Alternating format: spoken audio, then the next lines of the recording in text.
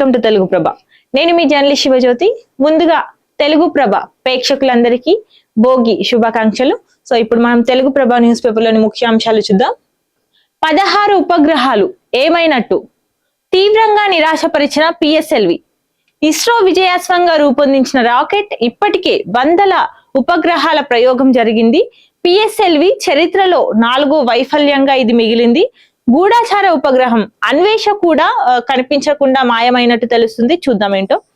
భారతదేశం తొలిసారిగా ఒక గూఢాచార ఉపగ్రహాన్ని ప్రయోగించాలని అనుకుంది. అది కేవలం సైనిక అవసరాలకే కాకుండా వ్యవసాయ అవసరాలకు, విపత్తు నివారణకు, ఇలా అనేక అవసరాలకు ఉపయోగపడుతుందని కూడా వాళ్ళు భావించారు. ఇక్కడ చూసుకున్నట్టయితే రక్షణ పరిశోధన అభివృద్ధి సంస్థ దాన్ని రూపొందించింది. కొత్త సంవత్సరంలో తన తొలి అంతరిక్ష ప్రయోగాన్ని విజయవంతంగా ఆరంభించాలని భావించిన ఇస్రో తన విజయాస్వంగా పేరొందిన పిఎస్ఎల్విని ప్రయోగించింది. శ్రీహరికోటలోని సతీష్ ధవన్ అంతరిక్ష కేంద్రం నుంచి ఉదయం 10:18 పిఎస్ఎల్వి C-62 నింగిలోకి దూసుకెళ్లింది. ఇది పిఎస్ఎల్వికి 64వ ప్రయోగం. గత 3 దశాబ్దాలలో చంద్రయాన్, మంగళయాన్ లాంటి ప్రతిష్టాత్మక మిషన్లతో పాటు వందల సంఖ్యలో ఉపగ్రహాలను కక్షలోకి చేర్చిన ఘన చరిత్ర ఈ రాకెట్ కి ఉంది. ఇక్కడ చూసుకున్నట్టయితే కుంభమేళను మించి మేడారం జాతర ఉండబోనుంది అంటూ కూడా ఇక్కడ మంత్రులు సీతక్క, అడ్లూరి లక్ష్మణ్ తెలిపారు. సో జాతరకు ఈసారి 3 కోట్ల మంది భక్తులు కూడా జాతరకు రానున్నట్టు తెలుస్తుంది. డ్రోన్లతో ట్రాఫిక్ నియంత్రణలు కూడా చేయనున్నారు. సమాచారం కోసం ప్రత్యేక యాప్ కూడా లాంచ్ చేయనున్నారు. శానిటైజేషన్, పరిశుభ్రతపై దృష్టి పెట్టాలంటూ కూడా సమీక్షలో మంత్రి అడ్లూరి లక్ష్మణ్ మరియు సీతక్క తెలిపారు. నేటి నుంచి మేడారం జాతర ఆదివాసీల ఆరాధ్య దైవానికి మేల్కొలుపులు స్టార్ట్ కానున్నాయి. ఇక్కడ తీసుకున్నట్టయితే దావోస్ లో రైజింగ్ వరల్డ్ ఎకనామిక్ వేదికగా పెట్టుబడుల సాధన జరుగుతుంది. Telangana life sciences policy, AI hub ఆవిష్కరణలు జరగనున్నాయి. ఫ్యూచర్ సిటీ ప్రాముఖ్యాన్ని వివరించనున్న సీఎం రేవంత్ రెడ్డి రాష్ట్ర దార్శనికతను ప్రపంచానికి చాటి చెప్పడమే లక్ష్యంగా తను పెట్టుకున్నారు. ఈ నెల 19 నుంచి 23 వరకు కూడా రాష్ట్రానికి పెట్టుబడుల పండుగగా ఉన్నట్టు తెలుస్తుంది. దావోస్ లో జరగనున్న వరల్డ్ ఎకనామిక్ ఫోరం వేదికగా తెలంగాణ రైజింగ్ ను ప్రమోట్ చేసేందుకు ముఖ్యమంత్రి రేవంత్ రెడ్డి బృందం సిద్ధమవుతోంది. ఈ క్రమంలో ప్రపంచ వ్యాప్తంగా పెట్టుబడులను ఆకర్షించేందుకు ప్రత్యేక కార్యక్రమం చేపట్టనుంది. ఇందులో భాగంగా జనవరి 20న జరిగే స్పెషల్ ప్రోగ్రామ్ లో తెలంగాణ ప్రభుత్వం కీలకమైన 2 వినూత్న ఆవిష్కరణలు చేయనున్నట్టు కూడా ప్రభుత్వ వర్గాలు చెబుతున్నాయి. తెలంగాణ లైఫ్ సైన్సెస్ పాలసీతో పాటు తెలంగాణ ఏఐ హబ్ ను ఈ వేదికపై అధికారికంగా ఆవిష్కరించి రాష్ట్రాన్ని గ్లోబల్ ఇన్నోవేషన్ హబ్ గా నిలబెట్టే దిశగా మరో అడుగు వేసేందుకు ప్రణాళికలు రచిస్తోంది తెలంగాణ ప్రభుత్వం. ఈ క్రమంలో జనవరి 19 నుంచి 23 వరకు కూడా దావోస్ లో తెలంగాణకు పెట్టుబడుల పండుగగా మారనుంది. గ్లోబల్ వేదికపై తెలంగాణ రైజింగ్ పేరుతో ప్రత్యేక కార్యక్రమాన్ని కూడా నిర్వహించి రాష్ట్ర దార్శనికతను ప్రపంచానికి చాటి చెప్పేందుకు ముఖ్యమంత్రి నేతృత్వంలో టీం రెడీ అవుతున్నట్టు తెలుస్తుంది.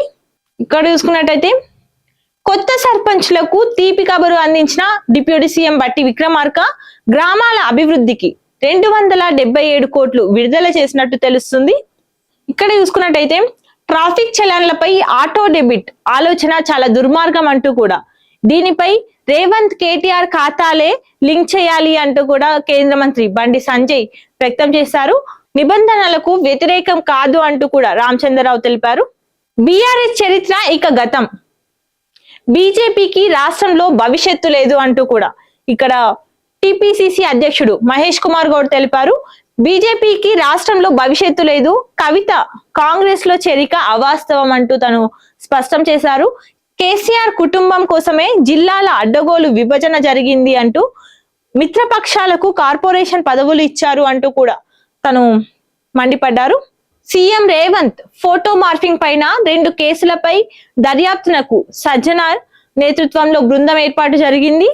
ప్రజల దృష్టిని మరల్చడానికే సిట్ డ్రామా జరుగుతుంది అంటూ కూడా బీఆర్ఎస్ వర్కింగ్ ప్రెసిడెంట్ కేటీఆర్ పేర్కొన్నారు. మీడియా సంస్థలపై వేధింపులు ఆపాలి అంటూ కూడా తను తెలిపారు. పుట్టుకతో లోపం జీవితానికి శాపంగా మారుతుంది కాబట్టి ముందే దీన్ని గుర్తిస్తే తగిన చికిత్సలతో పరిష్కారం దొరుకుతుంది.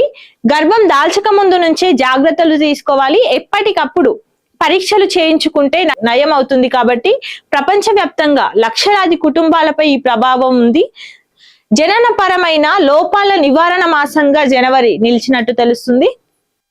ఇక్కడ చూసుకున్నట్టయితే ఎట్టకేలకు మున్సిపల్ ఓటర్ల జాబితా విడుదలైంది. ఇందులో ఎక్కువగా మహిళా ఓటర్లే ఉన్నట్టు తెలుస్తుంది. సో ఇందులో మొత్తంగా 52,43,023 ఓట్లు ఉన్నట్టు తెలుస్తున్నాయి. ఇందులో పురుషులు 25,62,369 మంది పురుషులుంటే 26,80,014 మంది మహిళలు ఉన్నట్టు తెలుస్తుంది. అత్యధికంగా భువనగిరి మున్సిపాలిటీలో 47,831 మంది ఓటర్ల జాబితాలో ఉన్నట్టు తెలుస్తుంది. అమర్చింతాలో అత్యల్పంగా 9,147 మంది మాత్రమే ఉన్నట్టు తెలుస్తుంది. బీఆర్ఎస్ కు పురపోరులోను వాత తప్పదు అంటూ కూడా ఇక్కడ మంత్రి పొంగులేటి శ్రీనివాస్ రెడ్డి తెలిపారు. గులాబీ పార్టీ నేతల కారు కూతలు అంటూ అధికారం పోయిందని సొల్లువాగుడు వాగుతున్నారు అంటూ కూడా తను తెలిపారు. అశ్వరావుపేటలో కాంగ్రెస్ సర్పంచ్లకు సన్మాన కార్యక్రమంలో భాగంగా మంత్రి పొంగులేటి పాల్గొని అందులో భాగంగా మాట్లాడారు. వైద్య శాఖలో 9,572 ఉద్యోగాల భర్తీ జరగనుంది. చివరి దశలో 7,267 పోస్టుల అలాట్మెంట్ జరగనుంది. త్వరలో మరిన్ని నోటిఫికేషన్లు కూడా రానున్నాయి. కొత్త హెల్త్ పాలసీ తీసుకొస్తామంటూ కూడా వైద్యారోగ్య శాఖ మంత్రి దామోదర రాజనరసింహ తెలిపారు. 1,257 మందికి ల్యాబ్ టెక్నీషియన్ నియామక పత్రాలు అందజేసినట్టు తెలుస్తుంది. ఇక్కడ తీసుకున్నట్టయితే ప్రభుత్వ ఉద్యోగుల అవినీతిపై దర్యాప్తు అంశం సుప్రీంకోర్టులో కుదరని ఏకాభిప్రాయం. సెక్షన్ 17A నిబంధనపై జస్టిస్లు బివి నాగరత్న, కెవి విశ్వనాథ్ వేర్వేరు తీర్పులిచ్చారు.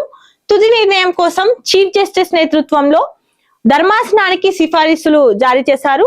తండ్రుల అవినీతి సొమ్మును త్యజించాలని జస్టిస్ నాగరత్న పిలుపునిచ్చినట్టు కూడా తెలుస్తుంది. ఇక్కడ చూసుకున్నట్టయితే వరి సేకరణలో తెలంగాణ టాప్ లో నిలిచినట్టు కూడా తెలుస్తుంది. సో 70.82 లక్షల మెట్రిక్ టన్నుల ధాన్యం సేకరించారు. రైతుల ఖాతాలో 16,602 కోట్లు జమ అయినట్టు తెలుస్తుంది. ఇప్పటికే సన్న రకం ధాన్యానికి 1,425 కోట్ల అదనపు బోనస్ కూడా అందించనున్నారు. 13.97 లక్షల మందికి నేరుగా దీని ద్వారా ప్రయోజనాలు కలగనున్నట్టు కూడా మంత్రి ఉత్తమ్ కుమార్ రెడ్డి స్పష్టం చేశారు. ఇక్కడ తీసుకున్నట్టయితే పతంగుల సంబరం కైట్స్ స్వీట్ ఫెస్టివల్ ను ప్రారంభించిన మంత్రి పొన్నం ప్రభాకర్ మరియు మంత్రి జూపల్లి కృష్ణారావు.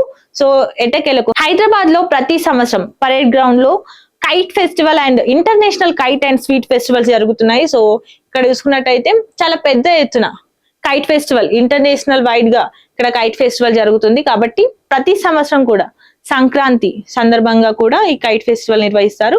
ఇప్పటికీ కూడా పరేడ్ గ్రౌండ్ లో ఈ ఫెస్టివల్ జరుగుతూనే ఉంది. ఎంట్రీ టికెట్ ఏం లేదు, ఎవరైనా వెళ్ళొచ్చు. కాబట్టి వెళ్ళండి, మనం కూడా ఆస్వాదించవచ్చు. హైదరాబాద్ లో ఉన్న ప్రతి ఒక్కరు విజిట్ చేయాల్సిన ప్లేస్. సో ఇదండి ఈ రోజు తెలుగు ప్రభ న్యూస్ పేపర్ లోని ముఖ్యాంశాలు. మరిన్ని అప్డేట్స్ కోసం, మరిన్ని వార్తల కోసం చూస్తూనే ఉండండి తెలుగు ప్రభ.